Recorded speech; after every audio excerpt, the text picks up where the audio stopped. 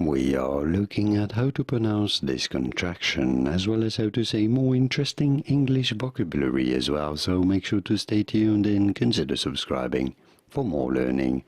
This is the contraction of the words you and word.